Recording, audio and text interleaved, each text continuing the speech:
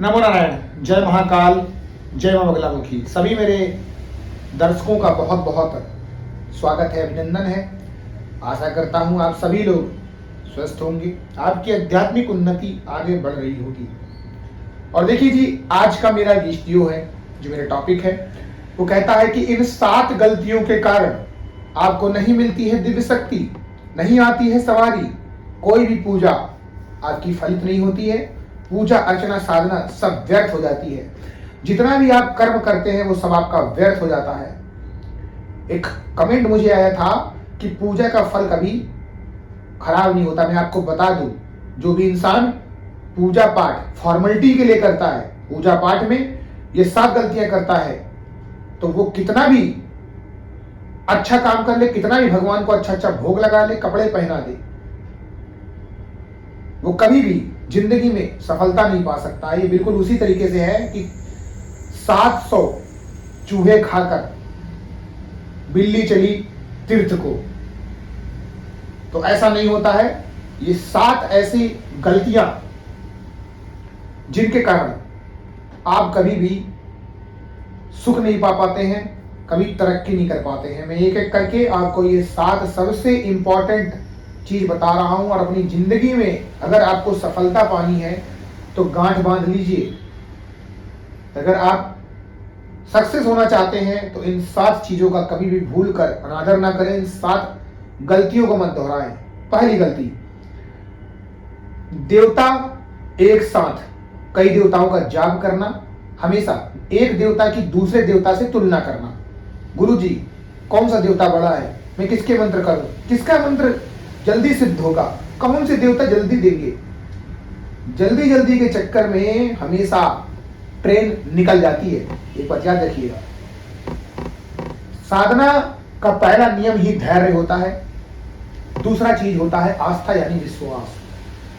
तो सबसे पहले आस्था रखिए, विश्वास करिए, कभी भी देवताओं की तुलना मत करिए। मैं बहुत लोगों को देखता हूं कि लोग कहते रहते हैं शिव बड़े हैं कि विष्णु बड़े हैं। जो इंसान हरि और हरा को ही नहीं समझ पाया, वो जिंदगी में कभी कुछ नहीं समझ पाया।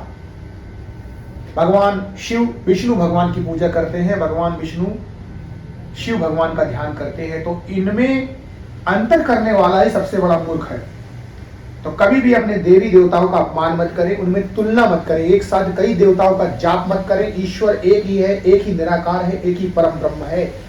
वही परम ब्रह्म ओम है, वही परम ब्रह्म 33 कोटियों में विराजमान है, वही परम ब्रह्म पंचदेव है। तो प्लीज भेदभाव मत करें। जो भी आप करते हैं, जो आपके दिल से आवाज आए, उनका आप चुनाव कर सकते हैं, कोई प्रॉब्लम नहीं। इसीलिए ईश्वर ने अलग अलग रूप धरे हैं।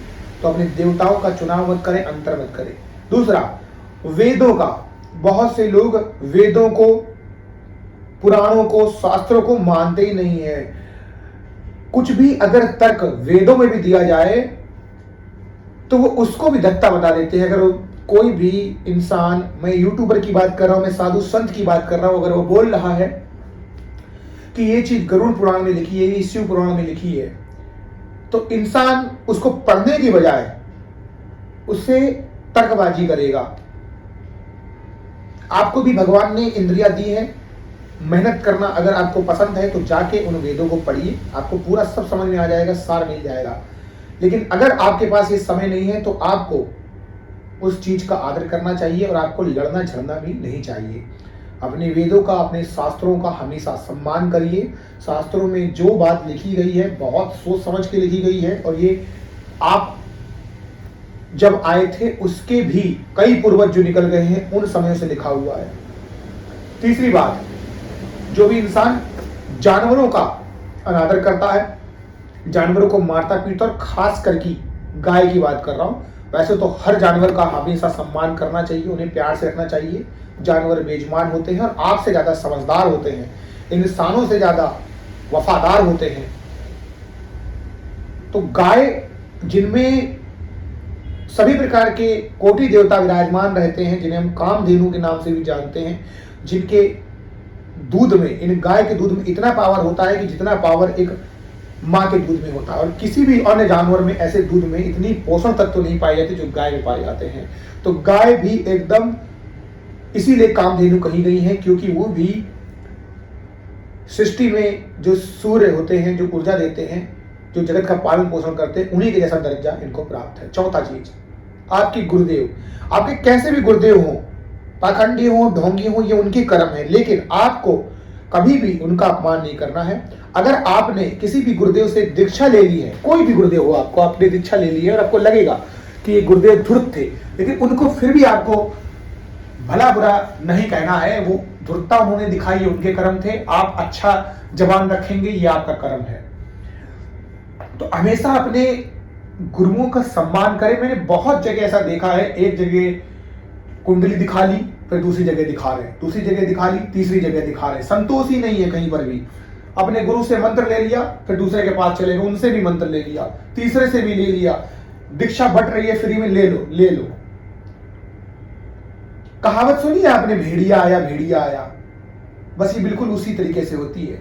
जब रियल में भेड़िया आता है ना, तो कोई आपके आगे पीछे नहीं आता है। यहां पर भी जो गुरु शब्द है ना, वो बहुत बड़ा है। आप मान के चलिए आपके भगवान से भी बड़ा है। गुरु ब्रह्मा गुरु विष्णु गुरुदेवो महेश्वरा, गुरु साक्षात परम ब्रह्म तस्मै श्री गुरुवे नमः। गुरु के अंदर ही सब कुछ है। और आप यकीन नहीं मानेंगे, आपकी थर्ड आई, जहां पर भगवान शिव का तीसरा नेत्र होता है, उससे ऊपर भी जब आप सहस्रार चक्र में पहुंचते हैं, तब वहां पर गुरु का ध्यान होता है। इतना बड़ा है। अगली बात, अपने धर्म का हमेशा अपमान करना, निरादर करना। आप जिस भी धर्म में हैं, सभी मेरे सनातनी भाइयों और बहनों, अपने धर्म का हमेशा सम्मान करिए। हमें धर्म ही सिखाता है कि हम क्या हैं, हम क्यों हैं और किस लिए हैं। तो धर्म का हमेशा सम्मान करें। जो अपने धर्म का नहीं, वो किसी भी चीज का नहीं। छठी बात, साधु, कोई भी साधु फकीर कैसा भी है, अगर आप उसे देख सकते हैं तो दे सकते हैं, पैसे दीजिए। अगर आपको लगता है कि पैसे नहीं देने से वो हो जाता है, तो आप उसे खाना खिला दीजिए। कहावत कही गई है कि जो भी इंसान भरपेट किसी को भी खाना खिला देता है, तो चाहे वो सांप ही क्यों ना हो। कहावत तो ये भी कही गई कि सांप अपने दूध पिलाने वाले को काट लेगा, लेकिन बिल्कुल ऐसा नहीं है। जानवर ये सब चीजों को बखूबी जानते, फिर तो वो इंसान है, वो साधु संत है। इसीलिए वो साधु हैं, क्योंकि उन्होंने अपने आप को त्याग दिया, सरल जीवन और उच्च विचार, इसीलिए वो साधु हैं। साधुवाद यानी सच्ची बात।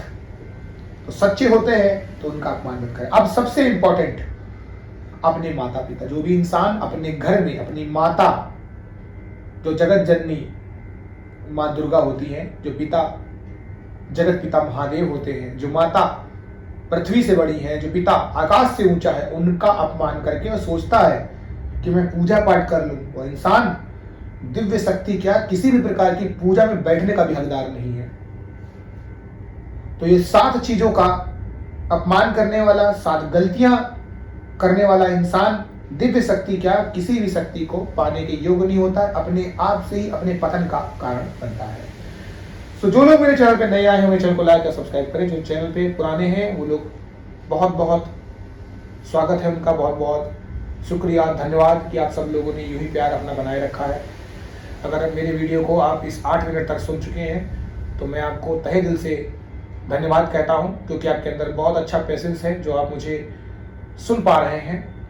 आप सभी लोगों का कल्याण हो। नमो नारायण। जय महाकाल, जय माँ बगलामुखी।